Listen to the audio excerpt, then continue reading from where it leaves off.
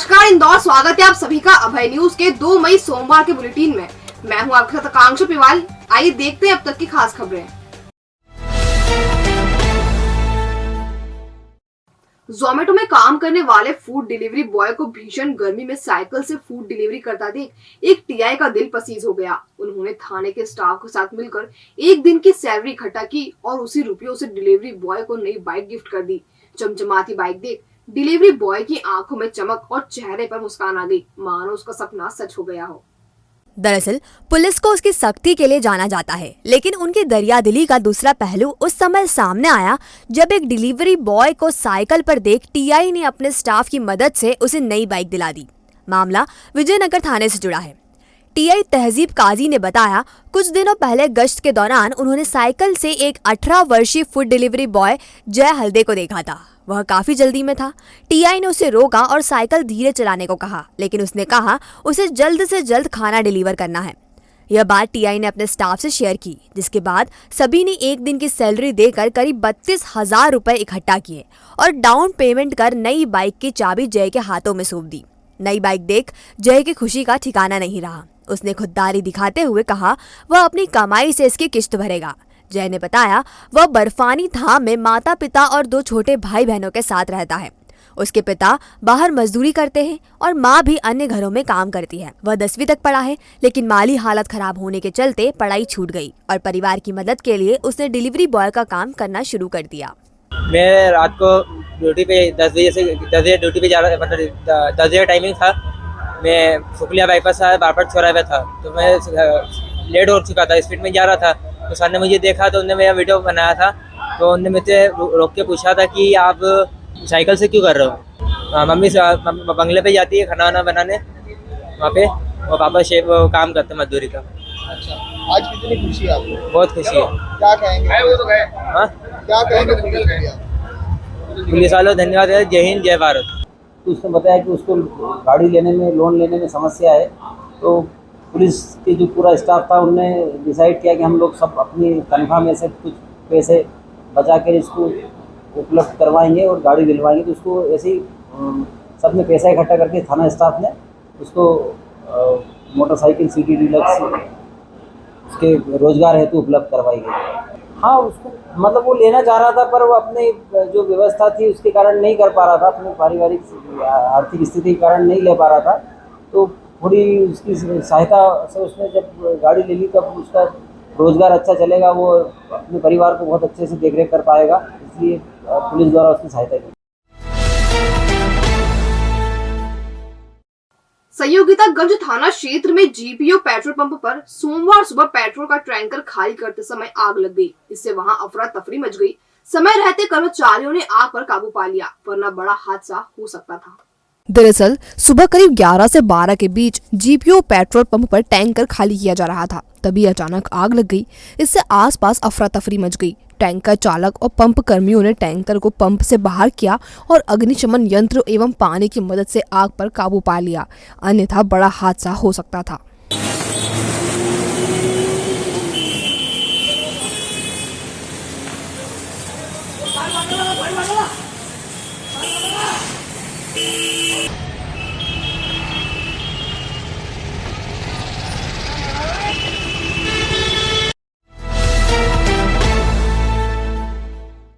GPO चौराहे पर स्थित एक पेट्रोल पंप में युवक घुस गया। उसने पंप की सिल्लक से 2,84,000 रुपए चुरा लिए।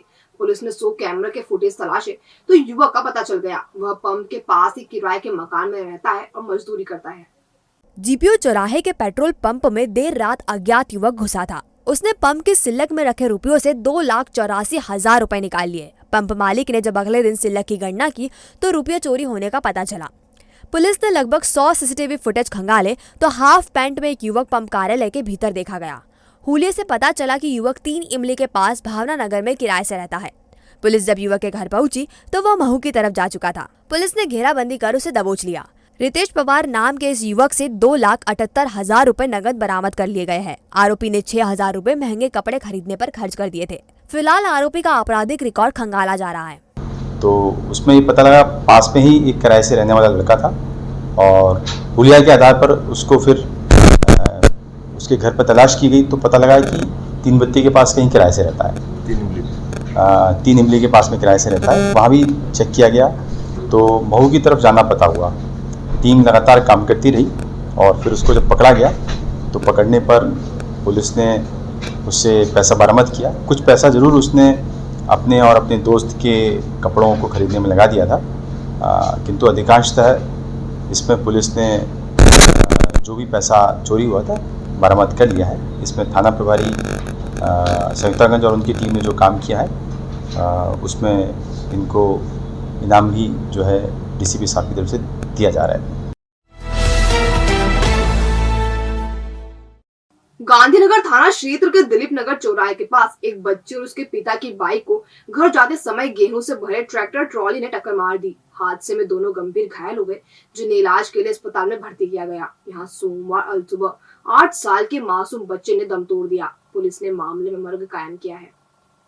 गांधीनगर पुलिस के मुताबिक 8 वर्षीय गोपाल अपने पिता गोविंद के साथ बाइक से डेंटल कॉलेज के पीछे स्थित अपने घर जा रहा था। तभी दोनों को चौराहे पर टर्न ले रही एक ट्रैक्टर ट्रॉली ने चपेट में ले लिया। हादसे के बाद दोनों सड़क पर दूर जा गिरे। उन्हें आसपास के लोगों ने उठाया और उपचार के लिए एमवाई अस्पताल लेकर पहुंचे। यहां अलसुबह गोपाल ने दम तोड़ दिया। डॉक्टरों के मुताबिक उसके सिर में गंभीर चोट आई थी। पिता गोविंद का इलाज जारी है। क्या घटनाक्रम हुआ? सर ये हमको पता नहीं था। ये तो सामने वाले ने उनको यहाँ पे एमवाई लाने के बाद पता चला कि बोले एक्सीडेंट हो गया, ये आपके लोग हैं। जब पता चला हमको, हम तो काम पे चले गए थे। हमको 7 बजे हमारी छुट्टी हुई, हम 9 बजे आए। ये एक्सीडेंट हुआ है, रात में एक्सीडेंट हो गया ट्रैक्टर से। क्या नाम है मृतक का? कहाँ? मृतक का नाम है गोपाल, पिता गोविंद, उम्र 8 साल, निवासी ग्राम नेनोद। कहाँ का रहने वाला है ये? नेनोद गाँव का। चिड़ियाघर में इन दिनों 4 शावकों की धूम है। बाघिन जमुना ने कुछ माह पूर्व इन 4 शावकों को जन्म दिया था। इनमें 3 शावक पीले हैं, वहीं एक सफेद है। कहते हैं बच्चे की प्रथम पाठशाला माँ होती है। कुछ ऐसा ही नजारा इन दिनों इंदौर के कमला नेहरू प्राणी संग्रहालय में देखा जा सकता है, जहां नन्हे शावक अपनी माँ से दहाड़ने के गुर सीख रहे हैं।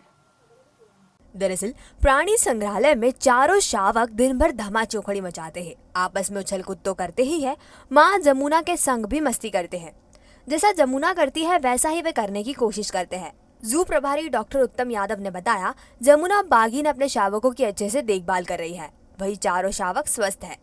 टाइगर के जो 4 बच्चे हुए, जमुना नाम की टाइगरस थी, उसने दिए हैं और पिछली 28 तारीख को बर्थ हुआ ये। अभी चारों बच्चे स्वस्थ है, मदर अच्छी केयर कर रही है उनकी। और अच्छी बात यह है कि उसमें 4 बच्चे जो कब हैं उनमें एक बच्चा वाइट कलर का है, तो वो भी काफ़ी लोगों को अट्रैक्ट कर रहा है। और उम्मीद है जिस तरह की अभी मदर केयर जो चल रही है भविष्य भी चलती रहेगी और मदर उनको प्रॉपर फीडिंग भी कराएगी।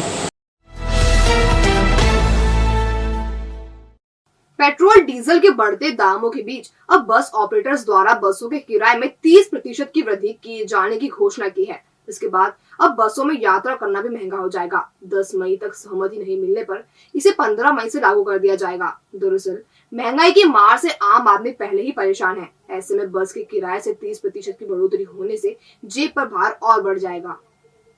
दरअसल पेट्रोल और डीजल की आसमान छूती कीमतों के चलते बस संचालकों को बस संचालन में काफी दिक्कतों का सामना करना पड़ रहा है। प्राइम रूट बस ऑनर एसोसिएशन के अध्यक्ष गोविंद शर्मा ने बताया, पिछली बार किराया निर्धारण समिति की बैठक में किराया वृद्धि की गई थी। उसके बाद से पेट्रोल डीजल की कीमतें 40% बढ़ चुकी है। इसी के चलते सरकार के समक्ष किराए में 30% की वृद्धि करने की मांग रखी है। हालांकि अभी तक जवाब नहीं मिला है और न ही बैठक बुलाकर कोई निर्णय लिया गया। यदि 10 मई तक किराया वृद्धि को लेकर कोई निर्णय नहीं लिया जाता तो बस ऑपरेटर्स स्वयं निर्णय लेते हुए 15 मई से बढ़ा हुआ किराए के साथ बसों का संचालन करेंगे। नहीं, संचालन बंद करने से हमारा नुकसान है, यात्रियों को परेशानी होगी, इसलिए हम किराया बढ़ा के कर लेंगे ना। ये हमारा यात्रियों और हमारा समझौता है। जब डीजल भाव बढ़े हैं तो हमको हमारा खर्चा बढ़ गया तो हम खर्चा को पूर्ति करने के लिए किराया बढ़ाना ही एक माध्यम है हमारा। नहीं, नियम विरुद्ध नहीं है, ये सरकार की मनमानी। जो कि किराए बोर्ड में नियम है कि यदि 5 रुपये डीजल भाव बढ़ जाते हैं तो किराए बोर्ड की तत्काल बैठक बुलाई जाती है, और यदि डीजल भाव नहीं बढ़े हैं तो हर 3 महीने में एक समीक्षा बैठक होती है जो अधिकारी द्वारा नहीं बुलाई जाती। नियम का विरुद्ध पालन वो कर रहे हैं, इसलिए हम गुनाहगार नहीं है और हम हमारे नियम अनुसार काम कर रहे हैं। रमजान के एक माह की इबादत के बाद सोमवार को बोहरा समाज ने ईद मनाई। समाज जनों ने गले मिलकर एक दूसरे को ईद की मुबारकबाद दी। इस मौके पर सुबह विशेष नमाज अदा की गई। देश में अमन, शांति और भाईचारे की दुआ भी मांगी गई। दरअसल पिछले 2 सालों से कोरोना महामारी के चलते ईद की खुशियां फीकी रही थी, लेकिन इस बार समाज जनों में विशेष उत्साह रहा। बच्चों के साथ साथ बड़े भी ईद की खुशियों में खुश होते नजर आए। इस मौके पर बोहरा समाज जनों ने एक दूसरे को शीर खुरमे से मुंह मीठा करवाया और मुबारकबाद दी। आज ईद उल फितर का मुबारक दिन है, बहुत खुशी का दिन है और आज के दिन हम सैयदना साहब की उम्र दराज़ी की दुआ करते हैं और सैयदना साहब के आदेश अनुसार सैयदना साहब हमेशा फरमाते हैं कि जिस देश में रहो, जिस प्रदेश में रहो, जिस शहर में रहो, उनके प्रति वफादार रहो और सब समाज के साथ मिलजुल के भाईचारे के साथ रहो। इस रमज़ान में हमने ख़ास ये दुआ करी है कि नफ़रतों का दौर ख़त्म हो, आपसी मोहब्बत और भाईचारा कायम हो, हम सबको महफूज रखे, सभी को महफूज रखे और अब इस तरह की कोई बीमारियाँ आए नहीं जिससे लोगों का नुकसान हो, खुदा के घर भी बंद हो जाए। ये सब बीमारी हमेशा के लिए जो है अल्लाह बचाए, आमीन। और अब खबरें दे दनादन। चंदन नगर थाना क्षेत्र में रहने वाले सैयद पिता कमरुद्दीन के घर पिछले दिनों हुई चोरी वारदात का खुलासा करते हुए पुलिस ने 4 आरोपी अब्दुल मोहम्मद, समीर पिता मोहम्मद रियाज खान, शानू पिता आरिफ खान और शहबाज पिता शरीफ खान को गिरफ्तार कर लिया है। साथ ही इनसे 10,000 रुपए और चांदी की पायल बरामद की है। का मामला है मामला ये कि एक फरियादी है सैयद पिता कमरुद्दीन, जिनके द्वारा कल रिपोर्ट लिखाई थाने में कि उसके घर से 10,000 रुपये और एक चांदी की पायल चोरी हुई है। इसी के तहत हमने टीमें रवाना की गई और अपने बताओ से की इसमें अपने 4 लोगों को गिरफ्तार किया है, जिनके नाम है अब्दुल पिता रशीद साहब, उम्र 27 वर्ष, निवासी ये हैं पिस्तावाला रोड 4 नंबर गली इंदौर। और दूसरे आरोपी है मोहम्मद समीर पिता मोहम्मद रियाज खान, उनकी उम्र है 25 वर्ष, निवासी है पिस्तावाला रोड इंदौर।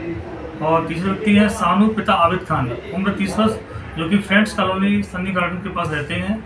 और चौथे व्यक्ति है शहनवाज पिता शरीफ खान, उनका उम्र लगभग 21 वर्ष है, जो कि पिस्तावाला रोड में रहते हैं।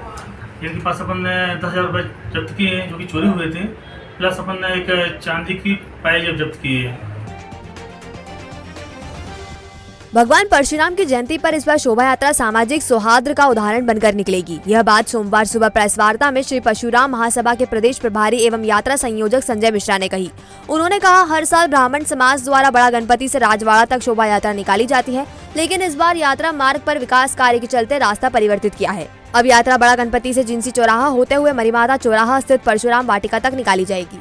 श्री परशुराम जी के जन्मोत्सव के अवसर पर ये शोभा यात्रा पिछले 1973 से इस इंदौर शहर में निकाली जा रही है। इस वर्ष चूँकि मैं मध्य प्रदेश का प्रदेश प्रभारी हूँ श्री परशुराम महासभा का, तो मुझे ये दायित्व सौंपा गया है। ये यात्रा बड़े गणपति से प्रारंभ होकर जिनसी चौराहे से किला मैदान गुटकेश्वर महादेव मंदिर के सामने से निकलती हुई और ये यात्रा परशुराम वाटिका मरी माता चौराहे पर समापन होगा इसका।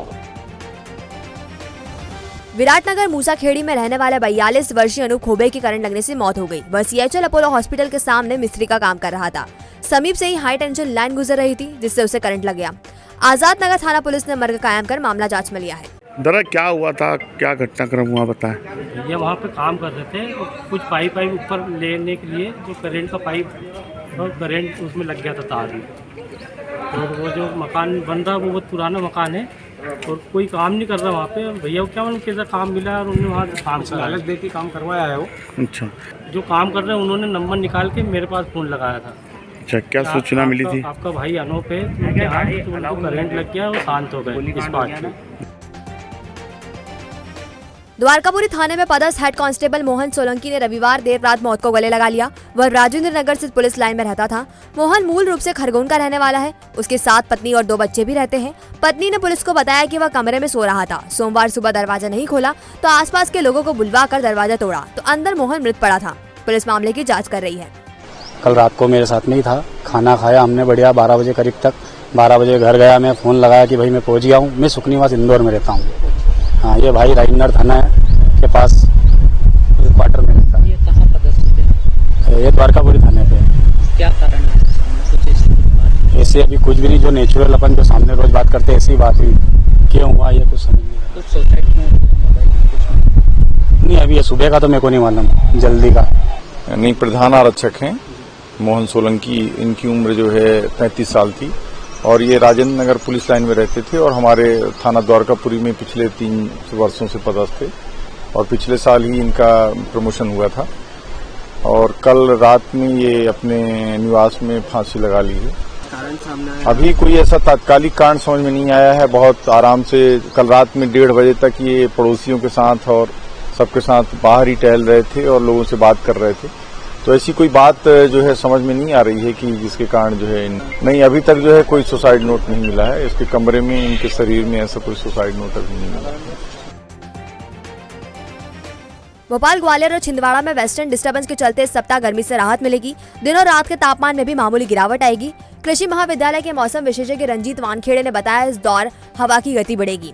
मई के दूसरे और तीसरे सप्ताह में गर्मी फिर से अपना रौद्र रूप दिखाएगी। तो आज 2-3 दिन हमें इस सप्ताह हमें राहत मिलेगी, अधिकतम तापमान से भी और न्यूनतम तापमान पे। परंतु इनमें जो हवाओं की गति है वो वेस्ट नॉर्थ होने की वजह से हमें हवाओं की गति बहुत ज़्यादा मिलेगी। देखिए, अभी हम ये कह सकते हैं कि अभी 40 डिग्री सेंटीग्रेड तापमान है, चाहे 40 से 42 डिग्री अधिकतम है और न्यूनतम भी 25 से 26 डिग्री सेंटीग्रेड बना हुआ है। परंतु जैसे ये वेस्टर्न डिस्टर्बेंस कम होगा और उसका प्रभाव कम होगा तो डेफिनेटली हमें जो अधिकतम और न्यूनतम तापमान में 1 से 2 डिग्री सेंटीग्रेड बढ़त देखी जाएगी। राजेंद्र नगर थाना क्षेत्र के परमाणु नगर में निर्माणाधीन मकान में काम करने वाली शर्मिला पति प्रकाश मुजालदे की संदिग्ध मौत हो गई। मृतक और उसका पति मूलतः ग्राम काना, कुक्षी जिला धार के रहने वाले थे। घटना के वक्त वह घर में अकेली थी और पति शादी में अपने गांव गया था। ये मर्ग परमाणु नगर में नवनिर्माणाधीन मकान में काम करने वाली महिला ने लगाया था, फांसी लगाई। उस वक्त घर पे अकेली थी वो। उसका नाम शर्मिला पति प्रकाश उर्फ पप्पू मुजालदे। प्रॉपर रहने वाले ये लोग ग्राम टाना, थाना कुक्षी जिला धार के हैं। उस वक्त तो महिला घर पे अकेली थी, पति उनके शादी में गृहनगर गए हुए थे। पुलिस को सूचना मिली थी तो फिर 4:30-5 बजे के समथिंग। अभी कारण कोई स्पष्ट कारण हुआ नहीं है क्योंकि घर पे अकेली थी महिला। तो आपने देखा अभय न्यूज का आज का बुलेटिन। अगर खबरों को लेकर आपके पास कोई फीडबैक हो तो हम तक जरूर पहुंचाएं। कल फिर मिलेंगे नए बुलेटिन के साथ। नमस्कार।